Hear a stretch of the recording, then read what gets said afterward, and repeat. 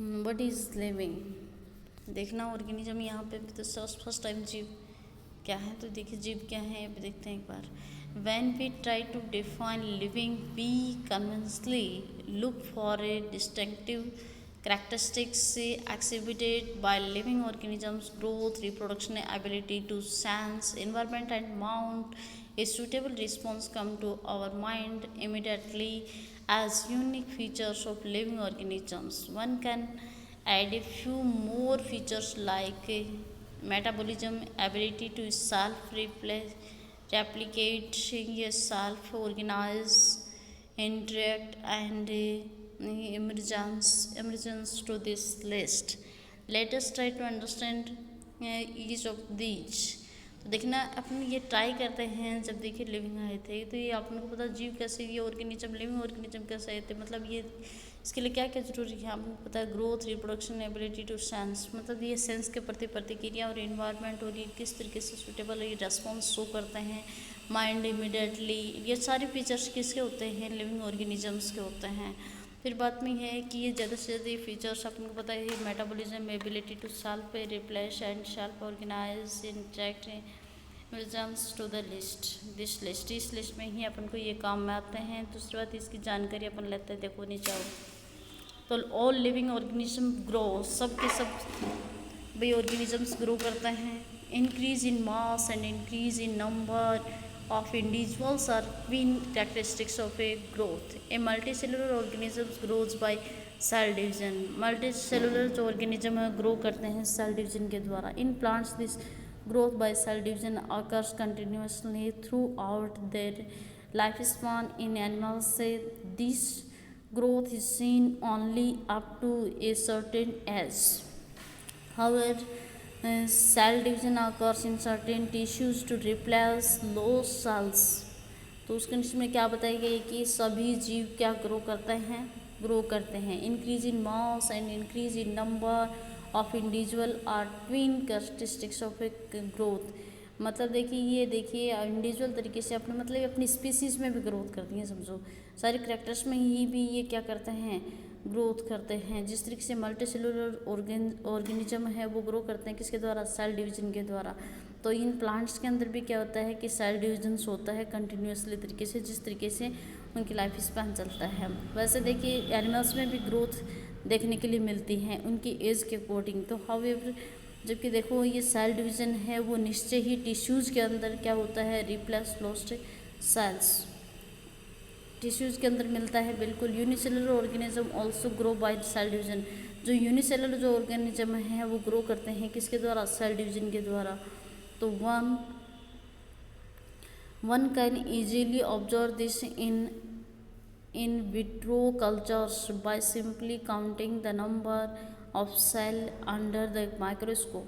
तो देखिए जो अब देखिए सेल जो ग्रोथ कर रही हैं उस कंडीशन में अपन देखिए जेल वे में कहाँ पे देख सकते हैं, माइक्रोस्कोप में देख सकते हैं।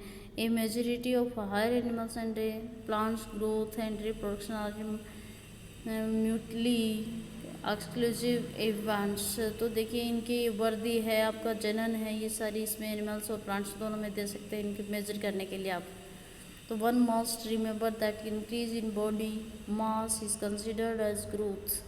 तो इसकी वजह से आप ध्यान रखना है कि उसकी बॉडी मास के अंदर ये क्या होती हैं, वर्दी जरूर देखने के लिए बढ़ती हुई वर्दी आप देख सकते हैं, कंसिडर्ड कर सकते हैं।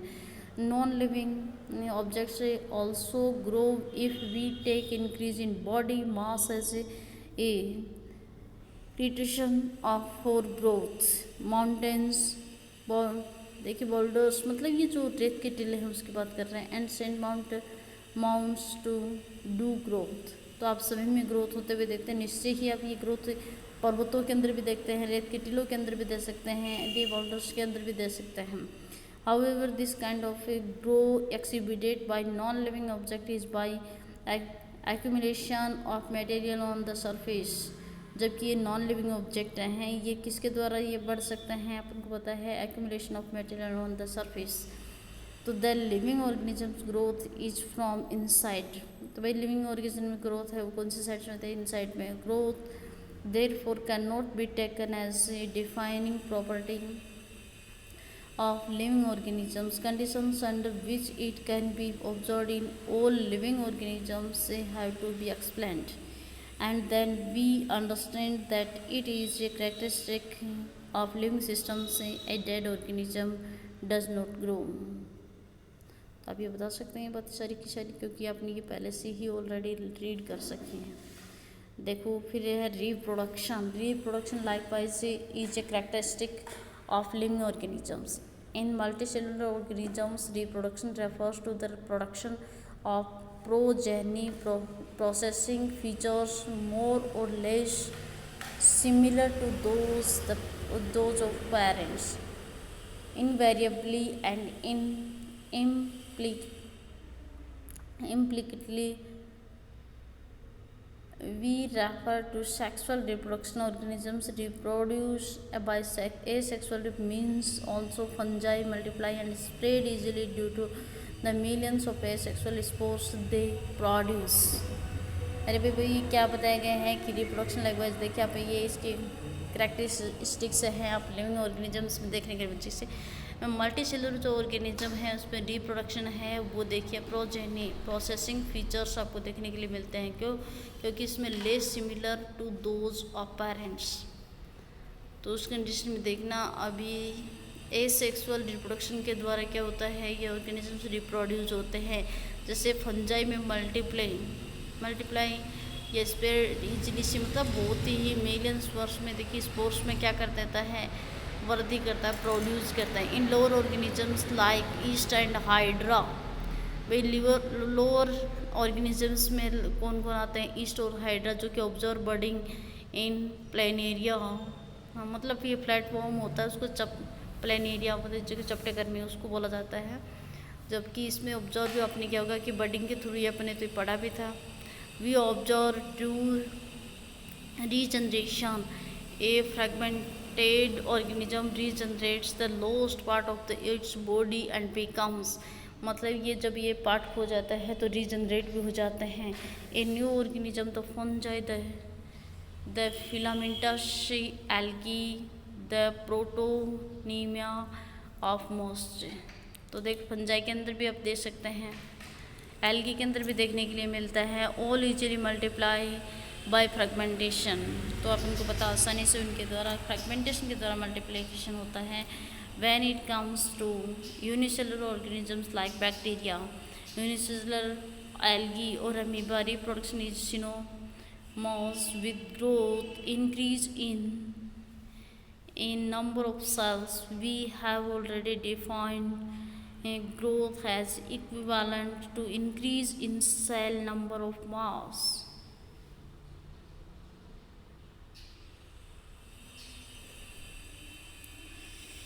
Cell number of mass देखिए hence we notice that in single celled organisms we are not very clear about the uses of these two terms growth and reproduction. Further, there are many organisms which do not reproduce and style worker bees infertile humans couples. Hence reproduction also cannot be an all inclusive defining characteristic of living organisms. Of course non living object is capable of reproducing or replicating by itself. तो देखिए कुछ example अपन को दिया है कि जिसकी वजह से देखिए स्पीसीज बढ़ती है तो अपन को एग्जाम्पल के रीजनरेशन के थ्रू रीजनरेट भी हो जाते हैं। फ्रेगमेंटेशन के द्वारा भी ये फ्रेगमेंट होकर के वैसे देखिए प्लांट ग्रो कर जाते हैं। ये कुछ एग्जाम्पल देखिए यहाँ पे ईस्ट और हाइड्रा का देख करके भी अपन को बताया कि बर्डिंग के थ्रू हो जाता है। ये प्लेनेरिया है जो कि रीजनरेशन के थ्रू रीजनरेट होता है।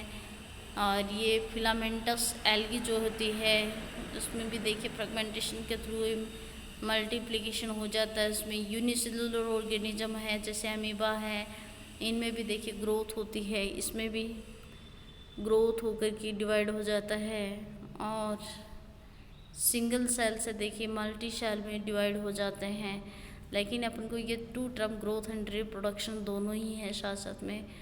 और देखिए रिप्रोड्यूस हो जाती हैं वर्कर बी है, इनफर्टाइल ह्यूमन कपल्स हैं, इन सब में अपन एक जानकारी प्राप्त कर ली है। फिर नेक्स्ट आती है another characteristic of A life is metabolism. तो भैया अनदर करेक्टरिस्टिक, तो अपन देखिए लाइफ का मेटाबॉलिज्म अपन रीड करेंगे। All living organisms are made of chemicals. These chemicals small and big. तो मैं बता देती हूँ, थोड़ी सी जानकारी आपको दे देती हूँ। इसमें देखिए और cellular organisms defining feature of life मिल रहा है अपन को। फिर अपन देखिए प्रॉपर्टी इनको देखेंगे, क्या क्या प्रॉपर्टीज अपन देखने के लिए मिलती हैं। फिर diversity in the living world, ये डाइवर्सिटी बायोडाइवर्सिटी अपन को देखने के लिए मिलती है, तो वो अपन इसमें स्टडी करेंगे। ये स्टडी करने के बाद में अपन देखिए बताएंगे इनकी जानकारी कहाँ कहाँ क्लासिफिकेशन में मिल रही है, टेक्सोनोमी कैटेगरीज कौन सी होती है, ये अपने काम में आएगी अभी 11th क्लास में। स्पीसीज है, जीन्स है, फैमिली है, ऑर्डर है, क्लास है, फाइलम है, किंगडम है, इसमें सबको डिवाइड कर रखा है भाई। स्पीसीज है, जीन्स, फिर आपको फैमिली, ऑर्डर, क्लास, फाइलम और किंगडम में डिवाइड मिलेगा। फिर आपको मेनली यहाँ पे देखने की ज़रूरत है टेबल,